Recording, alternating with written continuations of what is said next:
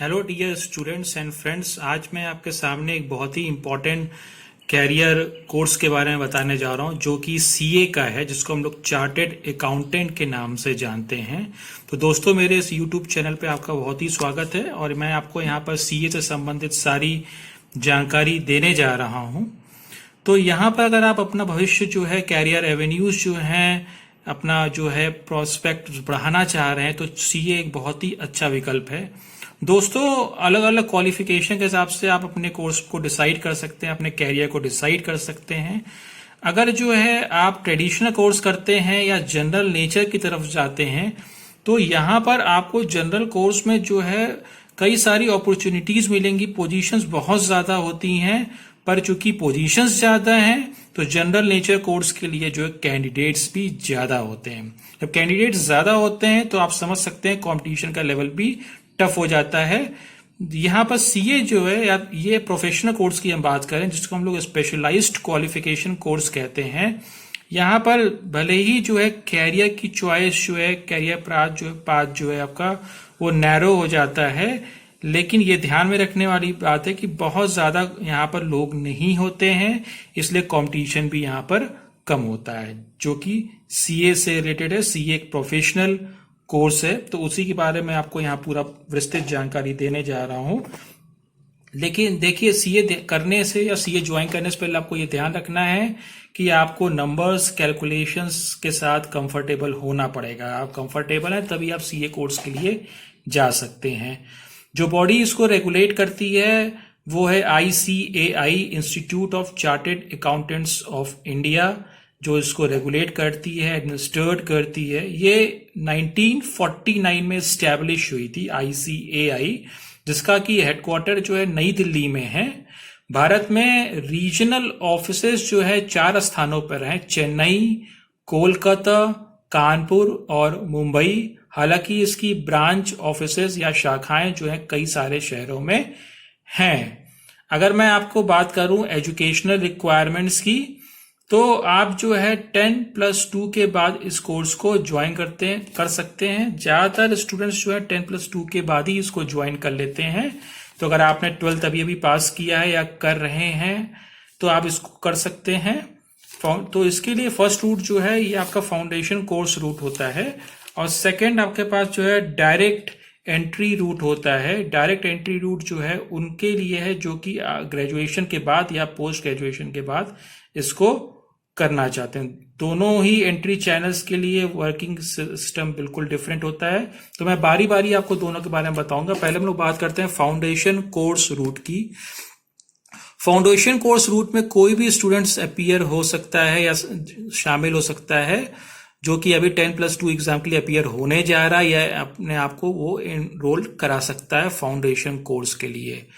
4 months का study period इसमें चाहिए, जो कि आपको मिलता है फाउंडेशन कोर्स की तैयारी के लिए। 4 महीने अगर आप जैसे ही अपने पूरे कर लेते हैं तो साल में ये परीक्षाएं 2 दफा होती हैं, ट्वाइस अ ईयर। अगर आपने 30 जून तक रजिस्टर करा लिया है तो 4 महीने बाद, यानी कि पहली परीक्षा आप नवंबर में अटेम्प्ट कर सकते हैं, और यदि आपने 31 दिसंबर तक अपने आप को रजिस्टर्ड करा लिया है तो आप सेकेंड हाफ में, यानी कि इस केस में 31 मई रजिस्टर्ड कराने के बाद, आप 31 दिसंबर तक रजिस्टर्ड कराने के बाद मई वाले एग्जाम में अपीयर हो सकते हैं। जैसे ही आप जो है अपने फाउंडेशन कोर्स को कंप्लीट कर लेंगे, आप जो है नेक्स्ट लेवल पे, यानी कि इंटरमीडिएट कोर्स की तरफ जा सकते हैं। इंटरमीडिएट कोर्स के लिए जरूरी यह है कि आपको 4 हफ्ते का integrated course on information technology and soft skills ICITSS को सभी ज्वाइनीज को करना जरूरी है। आफ्टर 8 months ऑफ स्टडी, 8 महीने बाद जो है आप इंटरमीडिएट एग्जाम्स को देने के लिए तैयार हो जाते हैं। तो इंटरमीडिएट एग्जाम्स में बेसिकली जो है वो 2 ग्रुप होते हैं। तो दोस्तों, अभी हमने समझा यहाँ पर कि फाउंडेशन कोर्स जो कि 10+2 के बाद है, उसके बाद जो है आप कैसे इंटरमीडिएट कोर्स के लिए भी अपीयर हो सकते हैं या इंटरमीडिएट कोर्स को ज्वाइन कर सकते हैं। और ज्वाइन करेंगे ही करेंगे, क्योंकि आप सभी ने, आपने से जिसने भी 10+2 पास कर लिया है वो अब इंटरमीडिएट कोर्स की तरफ जाएगा। अब ध्यान देना है कि जैसे ही आप ज्वाइन करते हैं इंटरमीडिएट कोर्स, तो यदि आपने पहला ग्रुप क्लियर कर लिया है या दोनों ग्रुप क्लियर कर लिए हैं, तो आपको एक आर्टिकलशिप ज्वाइन करनी होगी जो कि प्रैक्टिकल ट्रेनिंग है as a part of the course with a duration of 3 years। 3 साल की प्रैक्टिकल ट्रेनिंग है। Practical article training is intended to develop skills in applying theoretical knowledge to practical situations and provide professionals orientation। तो इसलिए आपको ये practical training करनी है। अब मैं इसके बाद जो है आपको जैसे ही जो भी इनमें से ग्रुप को पास कर लेता है इंटरमीडिएट एग्जाम्स के और अपने आर्टिकलशिप को भी पूरा कर लेता है, या उसके 6 महीने अभी 3 साल होने में बचे हुए हैं, वो अपने आप को फाइनल एग्जाम के लिए एनरोल करा सकता है। दूसरा मेथड है एंट्री रूट है direct entry route. Direct entry route उनके लिए है जो कि ग्रेजुएट या पोस्ट ग्रेजुएट हैं। कॉमर्स में उनको 55% मार्क्स चाहिए, 55% अदर देन कॉमर्स। कॉमर्स के अलावा जो लोग हैं उनके लिए ये बाध्यता 60% मार्क्स की होगी। In the CA final course, all the students have to successfully complete 4 weeks या 4 हफ्ते का CA final वाले स्टूडेंट्स को advance integrated course on information technology and soft skills करना होता है। After completion of final examination, जैसे ही आप एक दफा अपने फाइनल एग्जामिनेशन को पूरा कर लेते हैं, तो आप अपने आप को एनरोल करा सकते हैं as a member of ICAI और आपको डेजिग्नेशन मिल जाएगा चार्टर्ड अकाउंटेंट का।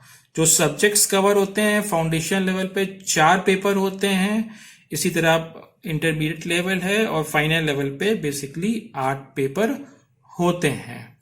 तो यहाँ पर द इंस्टीट्यूट कंडक्ट्स इवेंट्स, इसके अलावा जो इंस्टीट्यूट कई बार जो है इवेंट्स, लेक्चर्स, सेमिनार्स कराता है which are to be attended by its students may also get credit या पॉइंट्स फॉर अटेंडिंग दीज। तो स्टूडेंट्स को पॉइंट्स या क्रेडिट भी इसके लिए मिलता रहता है।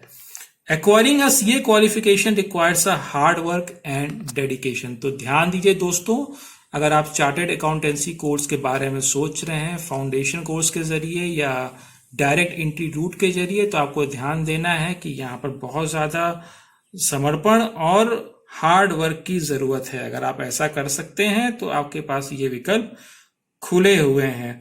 चार्टर्ड अकाउंटेंट जो है वो ध्यान देने वाली चीज ये है कि वो गवर्नमेंट सेक्टर या प्राइवेट सेक्टर या किसी में भी इसको ज्वाइन कर सकता है। उसके पास बहुत सारे ऑप्शंस हैं।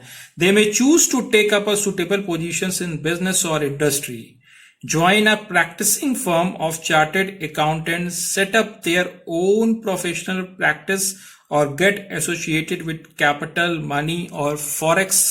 A chartered accountancy or consulting firm, your role may be any of the following। जो मैं आपको बताने वाला हूं इनमें से कोई भी आप रोल की तरफ जा सकते हैं।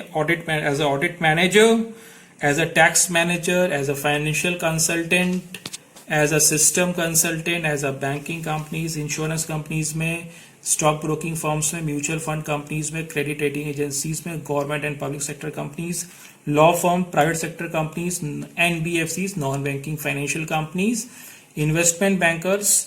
तो ये सारे विकल्प हैं। इसके अलावा अगर आप चाहें तो अपने चार्टर्ड अकाउंटेंसी कोर्स के साथ कोई एडिशनल क्वालिफिकेशन भी ऐड कर सकते हैं। इसमें सबसे पॉपुलर है LLB की, क्योंकि हम जानते हैं कि अगर आप CA कोर्स के लिए जा रहे हैं तो ये मिक्सचर होता है जहां पर आपको लॉ का, अकाउंटेंसी का, टैक्सेशन का और मैनेजमेंट का बहुत अच्छा ज्ञान होना जरूरी है। तो दोस्तों, अगर आपको मेरा ये पूरा वीडियो पसंद आया है जो कि चार्टर्ड अकाउंटेंसी कोर्स में कैसे एंट्री करें और क्या क्या इसमें क्वालिफिकेशंस रिक्वायर्ड हैं, तो मेरे इस चैनल को नीचे दिए गए बटन पे क्लिक करके सब्सक्राइब जरूर करें। अगर सब्सक्राइब आपने ऑलरेडी कर रखा है मेरा चैनल तो इसे दोबारा छूने की जरूरत नहीं है। आप इस वीडियो को लाइक जरूर कर सकते हैं और अपने कमेंट्स नीचे दिए गए कमेंट बॉक्स पे जरूर मुझसे शेयर करें। अगर आपकी कोई क्वेरीज हो तो मैं उसको जरूर फुलफिल करने की कोशिश करूंगा। थैंक यू, धन्यवाद दोस्तों, नमस्कार।